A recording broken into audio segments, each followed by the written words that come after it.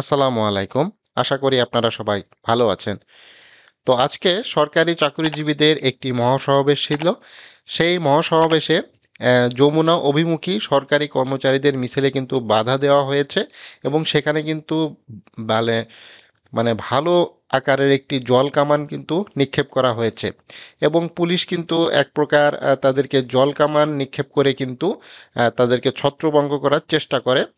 তো যমুনা অভিমুখে অর্থাৎ প্রধান উপদেষ্টার যে কার্যালয় অর্থাৎ বাসভবন যমুনা, সেখানে কিন্তু সরকারি কর্মচারী কর্মকর্তা যারা আছে তারা কিন্তু একটি মহাসমাবেশ এবং মিছিল নিয়ে কিন্তু এগিয়ে যাচ্ছিল।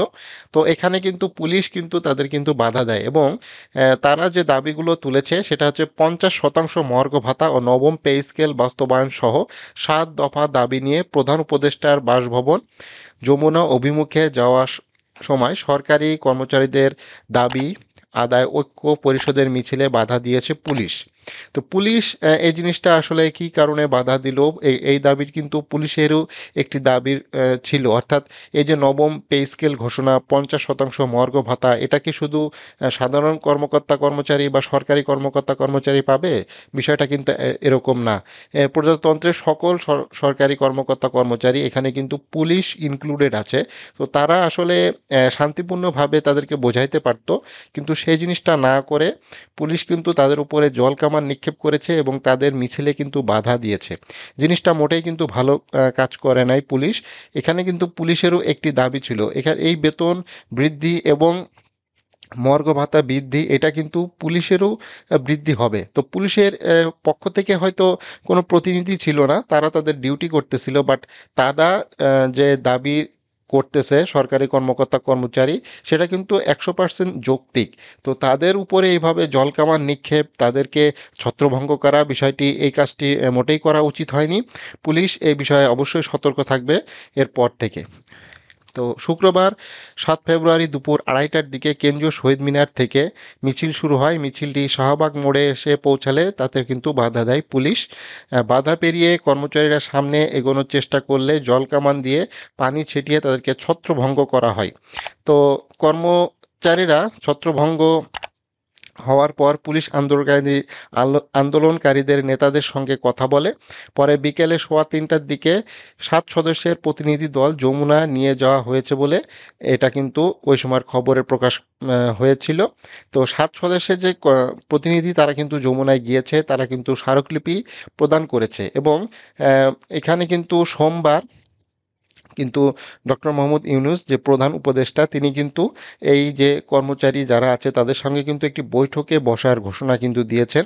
তো এটা মোটামুটি একটি ভালো একটি উদ্যোগ যে সরকার এ বিষয়ে কিন্তু আন্তরিক ছিল প্রথম থেকেই, যে মর্গ ভাতা দেওয়ার বিষয়ে কিন্তু সরকার যথেষ্ট আন্তরিক ছিল।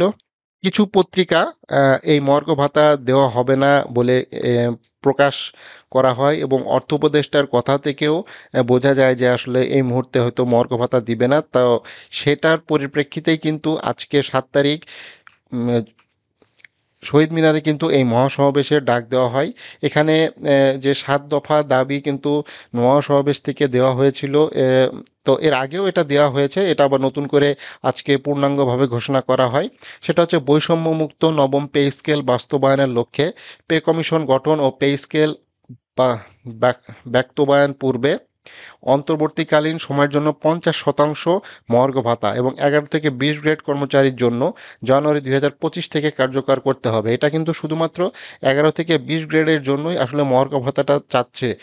এটা কিন্তু ওই কর্মকর্তা যারা আছে তাদের জন্য কিন্তু মর্গ ভাতা নেই। এখানে কিন্তু আজকে যারা সমাবেশ করেছে, এখানে কিন্তু কোনো কর্মকর্তা লেভেলের কোনো অফিসার কিন্তু ছিল না, অর্থাৎ কোনো সচিব বা উপসচিব তারা ছিল না। যারা ছিল তারা কিন্তু 11 থেকে 20 গ্রেডের সদস্যরাই কিন্তু এখানে কিন্তু ছিল। যে সকল কর্মচারীর মূল বেতন শেষ ধাপে উন্নীত হয়েছে তাদের বার্ষিক বেতন বৃদ্ধি নিয়মিত করতে হবে। বেতন স্কেলের বৈষম্য নিরসনের জন্য 10 ধাপ বেতন স্কেল নিরসন সহ পে স্কেল কর্মচারীদের প্রতিনিধি রাখতে হবে। সচিবালয়ের ন্যায় সকল সরকারি আধা সরকারি দপ্তর, অধিদপ্তর, পরিদপ্তর ও স্বায়ত্তশাসিত প্রতিষ্ঠানে সমপদগুলোর পদবি ও গ্রেড পরিবর্তন করতে হবে এবং এক ও অভিন্ন নিয়োগ বিধি প্রণয়ন করে কর্মচারীদের মধ্যে সৃষ্ট বৈষম্য দূর করতে হবে। তো 4 নম্বর যে দাবি সেটা হচ্ছে 2015 সালের পে স্কেল গেজেটে প্রত্যাহারকৃত 3টি টাইম স্কেল সিলেকশন গ্রেড পুনর্বহাল ও সকল স্বায়ত্তশাসিত প্রতিষ্ঠানের গ্র্যাচুইটির পাশাপাশি পেনশন প্রবর্তন বিদ্যমান গ্র্যাচুইটি আনুতোষিকের হার 90% স্থলে শতভাগ নির্ধারণ এবং পেনশন গ্র্যাচুইটির 1 টাকা সমান 500 টাকা নির্ধারণ করতে হবে। তো 5 নম্বর দাবি সেটা হচ্ছে বাজার মূল্যের লাগামহীন ঊর্ধ্বগতি জীবনযাত্রার ব্যয় বৃদ্ধি ও মূল্যস্ফীতি বৃদ্ধি বিবেচনা করে প্রদেয় সকল ভাতাদি পুনর্নির্ধারণ, 11-20 গ্রেডের রেশন ব্যবস্থা প্রবর্তন ও সকল প্রকার গৃহঋণ সুবিধা সহজীকরণ করতে হবে। তো এখানে 6 নম্বর দাবিটি হচ্ছে ব্লক পোস্ট কর্মরত কর্মচারীদের সকল পদে কর্মরত পদোন্নতি বা 5 বছর পর পর উচ্চতর গ্রেড প্রদান করতে হবে। এছাড়া টেকনিক্যাল কাজে নিয়োজিত কর্মচারীদের টেকনিক্যাল পদমর্যাদা দিতে হবে। আপনারা জানেন যে সকল ব্লক পোস্ট পদ আছে সেখানে কিন্তু তাদের কিন্তু পদোন্নতি হয় না। তো বার্ষিক একটা ইনক্রিমেন্ট কিন্তু তারা পায়, প্রত্যেক বছর সবাই যেটা পায় সেটাই কিন্তু পায়। এছাড়া কিন্তু তারা কোনো অতিরিক্ত সুযোগ সুবিধা পায় না।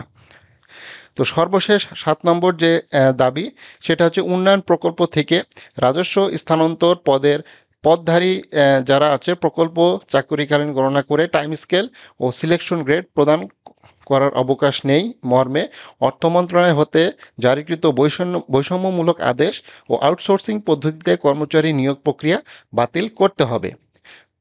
তো এই 7টি দাবি কিন্তু তাদের ছিল এবং এখনও আছে। এই দাবিটা নিয়েই কিন্তু মূলত আজকের মহাসমাবেশ অনুষ্ঠিত হয়েছে। সেই মহাসমাবেশ থেকে এই পূর্ণাঙ্গ দাবি কিন্তু বাস্তবায়নের লক্ষ্যে তারা কিন্তু প্রধান উপদেষ্টার কার্যালয় অভিমুখ পদযাত্রা করে এবং প্রধান উপদেষ্টার কাছে কিন্তু স্মারকলিপি প্রদান করা হয়েছে। প্রধান উপদেষ্টা কিন্তু আশ্বাস দিয়েছে আগামী সোমবার এই এই সরকারি কর্মকর্তা কর্মচারীদের সাথে কিন্তু বসবেন, একটি বৈঠক হবে বা একটি মিটিং হবে।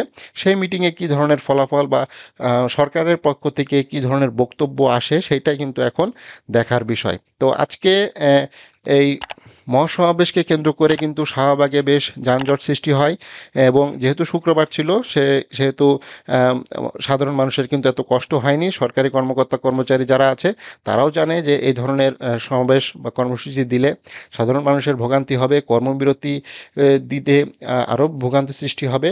যদিও এই মহাসমাবেশ থেকে কর্মবিরতির কিন্তু হুঁশিয়ারি এসেছে এবং যদি দাবি বাস্তবায়ন না হয় তাহলে কিন্তু পরবর্তী যে পদক্ষেপ সেটা হচ্ছে কর্মবিরতি, সেটাও কিন্তু এই 11 থেকে 20 গ্রেডের কর্মচারীরা কিন্তু দিতে পারে। তো ভিডিওটা ভালো লাগলে অবশ্যই লাইক করবেন, আর চ্যানেলে যারা নতুন আছেন অবশ্যই চ্যানেলটি সাবস্ক্রাইব করে রাখবেন। ফেসবুক পেজ থেকে যারা এই ভিডিওটি দেখতেছেন পেজটি অবশ্যই লাইক এবং ফলো করে রাখবেন।